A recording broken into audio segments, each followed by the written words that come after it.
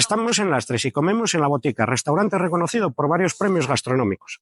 Nada más entrar ya vemos todos los premios conseguidos. Este restaurante con esta decoración marinera huele pero que muy rico. Empezamos con estas croquetinas caseras, de pote asturiano, invitación de la casa, cremosidad total y con un sabor inapote espectacular. La Botica promete. Ahora se viene este pulpín del Pedrero, a la brasa, con una textura de 10 y en su punto de sal, acompañado de un parmentier de patatas y boniato, que le da ese toque dulce. Y antes de seguir, un buen culín de sidra, que aún queda banquete.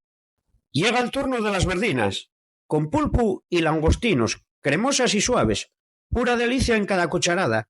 Ojito al plato estrella, el cachopo de merluza relleno de centollo y buey de mar, o como decimos aquí, ñocla, y con su toque de cebollina y su salsa mariscada es todo un placer para el paladar. Campeón del mundo en 2022 y 2023, y no me extraña, aquí trabajan muy bien el producto. Y una buena comidina asturiana hay que rematarla con un buen postre, como este arroz con leche casero, con su requemao como tiene que ser, suave y cremoso a tope, toda una delicia. Así que ya sabes, si estás en Asturias, la Botica de Lastres es parada obligatoria. Con tantos premios vas a estar más perdido que un pulpo en una fiesta de Quisquilles, sin saber por dónde empezar. El total de la comida han sido 82 euros. Y si escaneáis el QR del ticket tenéis €1 en lotería para Navidad.